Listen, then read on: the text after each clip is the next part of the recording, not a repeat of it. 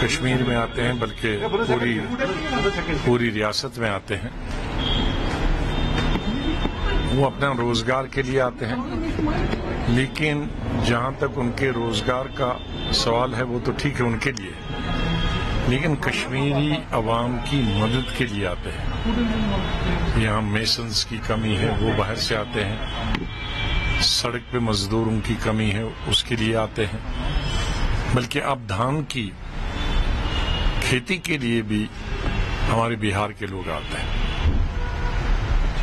تو جتنے بھی مزدور باہر سے آتے ہیں، چاہے وہ بہار سے آئیں یا اور بنگال سے آئیں یا کسی بھی صوبے سے آئیں، وہ یہاں کے عوام کی خدمت کرنے کے لیے آتے ہیں، یہاں کے عوام کی سیوا کرنے کے لیے آتے ہیں. اور اگر کچھ لوگ شرارت پسند عناصر ان پہ حملہ کریں، ان کو ماریں، یہ تو اچھی بات ہے کہ اس دفعہ اس حملے میں وہ بچ گئے، لیکن اس سے پہلے بھی پچھلے کئی سالوں میں ان کی جانیں لی گئی ہیں، جس کی وجہ سے اگر اسی طرح سے ہراساں کیا گیا ان باہر کے مزدوروں کو، اور یہ باہر کے مزدور صرف ہماری ریاست میں نہیں آتے ہیں، ہمارے مزدور بھی ریاست کے تقریباً 10-15 صوبوں میں جاتے ہیں کام کرنے کے لیے.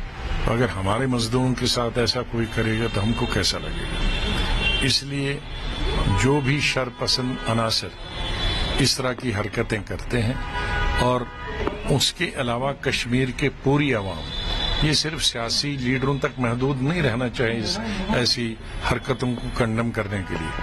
کشمیری عوام جن کے کھیت میں وہ کام کرتے ہیں، جن کے مزدوری وہ مکان بنانے میں کام کرتے ہیں، جن کے میسن کا طور پہ وہ کام کرتے ہیں، جن کے فروٹ اکتوبر نومبر کے مہینے میں فروٹ اتارنے کے لیے یا پیٹیاں چڑھانے کے لیے ٹرکوں میں اوپر نیچے چڑھانے کے لیے کام کرتے ہیں، ان سب کو کنڈم کرنا چاہیے.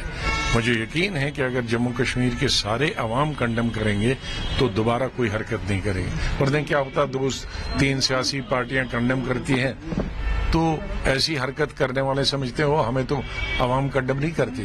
یہ عوامی مسئلہ ہونا چاہیے اور عوام ہی یہ خدمت کرتے ہیں، کرنے کے لیے آتے ہیں. آزاد صاحب، ہم اس کو سیکورٹی کی کمی مانیں یا ملٹنٹوں کی موجودگی مانیں؟ اس میں دونوں، اس کا مطلب ہے ملٹنٹ بھی موجود ہیں، لیکن میں بار بار کہہ چکا تھا جب ہماری سرکار تھی یا کسی اور کی سرکار ہو، ہر آدمی کو سیکورٹی دینا بھی مشکل ہے، ہر جگہ سیکورٹی رکھنا بھی مشکل ہے، اور 24 گھنٹے ہر انسان، ہر مزدور پہ سیکورٹی دیکھنا کہ مزدور کہاں جا رہا، وہ تو دنیا میں کہیں بھی نہیں ہو سکتا. اس لیے 2 چیزیں اس کی، ایک تو ملیٹنسی ہے، اس کا ہم 33 برسوں سے مقابلہ کر رہے ہیں، وہ تو ہوگا ہی، لیکن عوامی کنڈمنیشن جب تک نہیں ہوگی، جب عوام اس کو کنڈم کریں گے تو ایسی حرکتیں بند. آزاد صاحب، کل چونکہ نارمل سی کی بات گورنمنٹ کر رہی ہے، کل 13 جولائی تھا، فارمر 2 چیف منسٹرز، ایک تو پتہ نہیں کس طرح کھسک گیا، وہ پارٹی ریکارڈ تک پہنچا، دوسری جو ہماری محبوبہ مفتی تھی وہ بھی گھر میں تھی، اور قدگن بھی تھی جہاں پر شہداؤں کا مقبرہ ہے. تو کس طرح آپ اس چیز کو دیکھ رہے ہیں؟ نہیں، اس میں کوئی حقیقت یہ ہے کہ آزادی سے پہلے یہاں شخصی راج تھا، اور شخصی راج کسی دھرم کے خلاف نہیں ہوتا. جیسے حیدرآباد میں تھا، وہاں کا نواب مسلمان تھا، اس کے خلاف بھی تھا، لیکن مجھے افسوس ہے کہ حیدرآباد میں یہ ہندو مسلم نہیں ہوتا. اگر وہاں شخصی راج کے خلاف کوئی بولتا ہے، نواب کے خلاف، تو کوئی مسلمان میں نے دیکھا نہیں ناراض ہوتے ہوئے. لیکن یہاں اگر ہم شخصی راج کے خلاف بولیں تو وہ ہندو مسلم ہو جاتا ہے. شخصی راج ایک ڈکٹیٹرشپ ہوتی ہے، یہ یہاں تھی پورے ہندوستان میں 562 اسٹیٹوں میں شخصی راج تھا. وہ کہیں ہندو تھا، کہیں مسلمان تھا. تو اس کا مطلب نہیں ہے کہ جہاں شخصی راج مسلمان تھا تو ہندو ناراض تھے. وہ سسٹم تھا، ڈیموکریسی ورسز ڈکٹیٹرشپ. تو اس بات کو ہمارے بہت سارے لوگوں کو دل سے نکال دینا چاہیے تھا کہ بادشاہ کون تھا، وہ ہندو تھا یا مسلمان تھا، اس سے مطلب نہیں ہے. ایک سسٹم کے خلاف تھی، لڑائی تھی.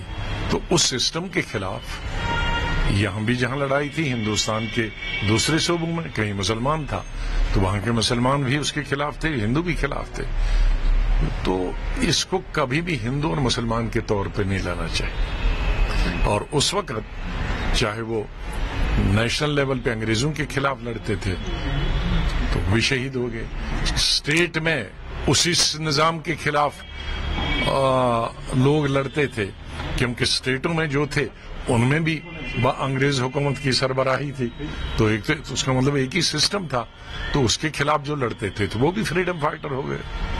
بہت بہت شکریہ.